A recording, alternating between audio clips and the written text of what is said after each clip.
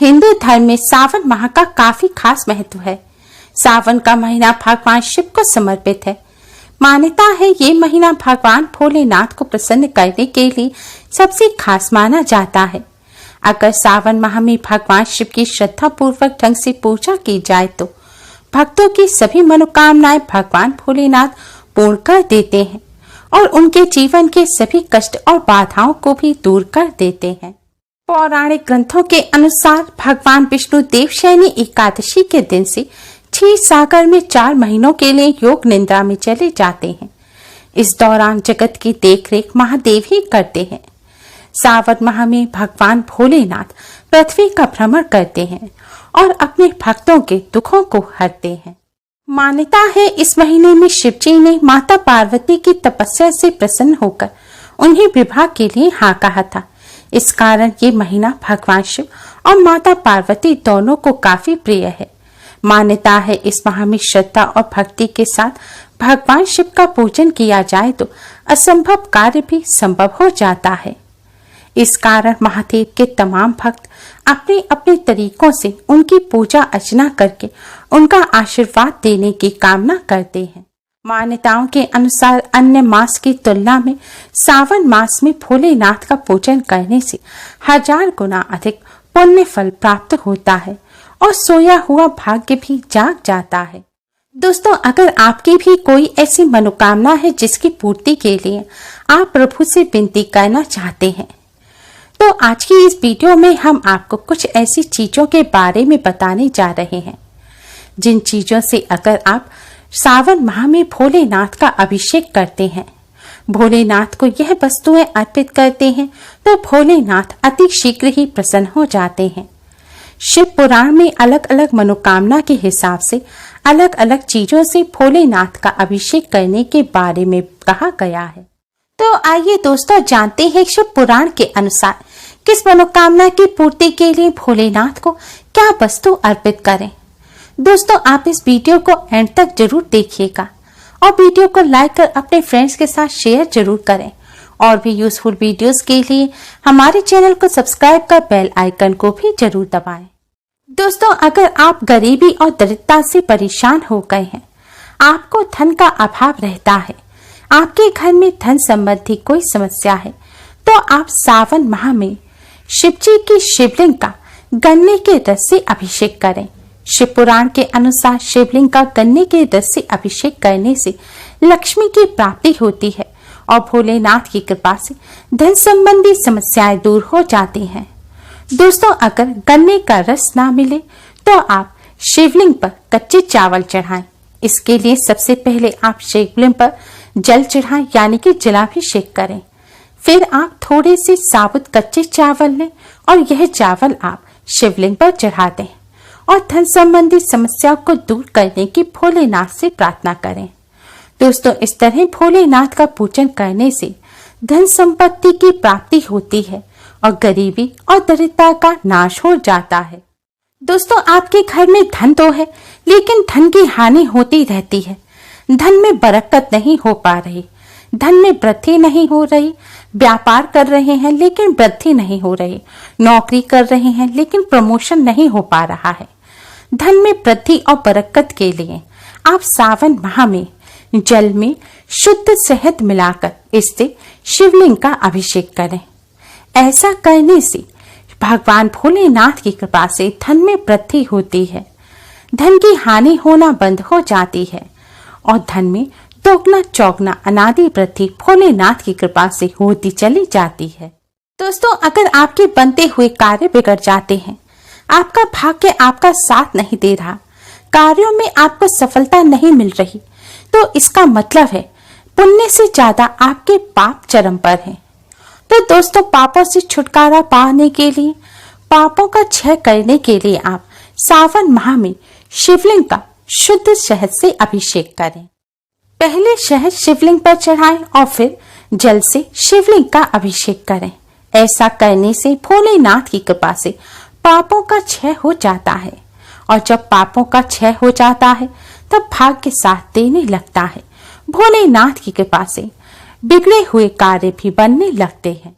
शिव पुराण के अनुसार शहद के अलावा शिवलिंग पर काले तिल चढ़ाकर फिर जलाभिषेक करने से भी भोलेनाथ की कृपा से पापों का नाश हो जाता है। दोस्तों, अगर आपको कोई रोग है, दवा कराने के बाद भी लाभ नहीं हो रहा, या फिर आपको छोटी मोटी कोई ना कोई बीमारी लगातार होती रहती है, तो आप सावन माह में जल में इत्र मिलाकर इससे आप शिवलिंग का अभिषेक करें। ऐसा करने से भोलेनाथ की कृपा से रोग नष्ट हो जाते हैं। अगर आपको टीबी या मधुमेह जैसी कोई बीमारी है, तो आप शिवलिंग पर शहद चढ़ाएं और फिर जल से अभिषेक करें। ऐसा करने से राहत मिलती है। रोगों के साथ दुख से भी छुटकारा प्राप्त करने के लिए जल में कुशा डालकर फिर इस जल से शिवलिंग का अभिषेक करें। ऐसा करने से भोलेनाथ की कृपा से रोग और दुख से छुटकारा मिल जाता है। अगर आपको या आपके परिवार में किसी को लंबे समय से बुखार रहता है और बुखार उतरने का नाम नहीं ले रहा, ठंड की परेशानी रहती है, कोई भी ठंडी चीज खाई नहीं जाती, तो आप सावन माह में भोलेनाथ की शिवलिंग का गंगा जल से अभिषेक करें। ऐसा करने से ज्वर ठीक हो जाता है और ज्वर से जुड़ी हुई सभी समस्याएं दूर हो जाती हैं। रोगों से छुटकारा प्राप्त करने के लिए इन द्रव्य से अभिषेक करने के बाद आप महामृत्युंजय मंत्र की एक माला का जाप अवश्य करें, यानी कि 108 बार महामृत्युंजय मंत्र का जाप अवश्य करें। ऐसा करने से भोलेनाथ की कृपा से निरोगी काया प्राप्त होती है। शिव पुराण के अनुसार निसंतान दंपतियों को संतान की कामना के लिए सावन माह में दूध से शिवलिंग का अभिषेक करना चाहिए। ऐसा करने से पुत्र की प्राप्ति होती है, साथ ही प्रमेह रोग की शांति भी हो जाती है और मनोकामनाएं पूर्ण होती हैं।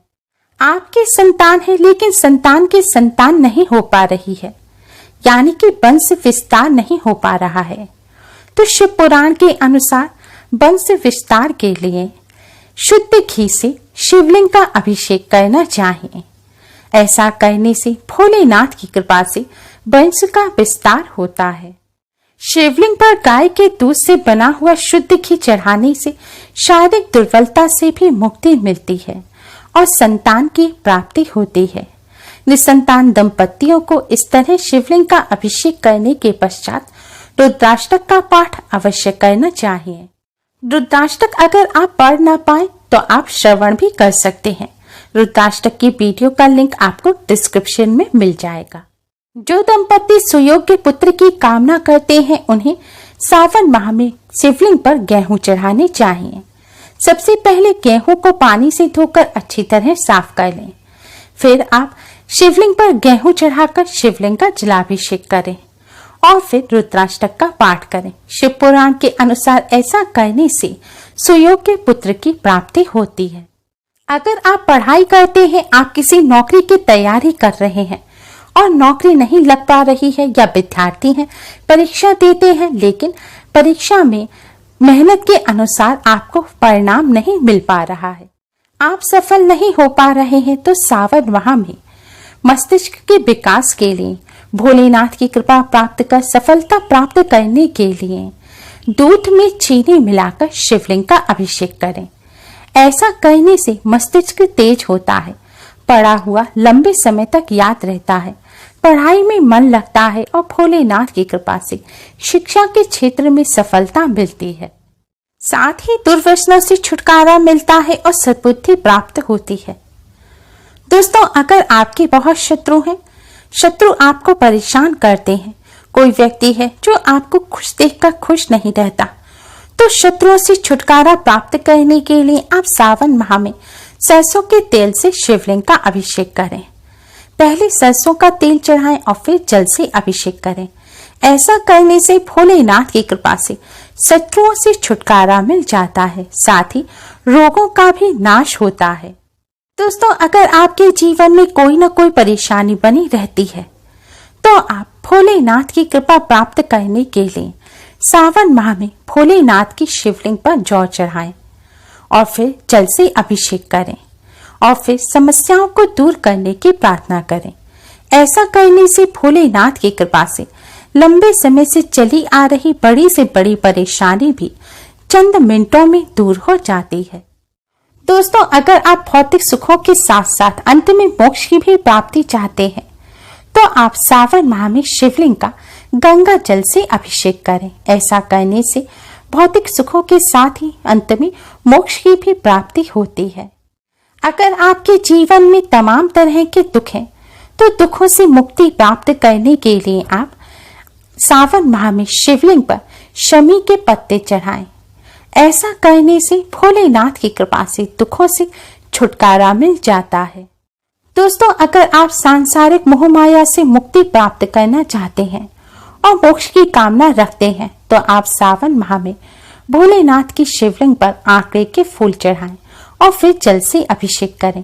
ऐसा करने से भोलेनाथ की कृपा से सांसारिक बाधाओं से मुक्ति मिलती है और अंत में मोक्ष की प्राप्ति होती है।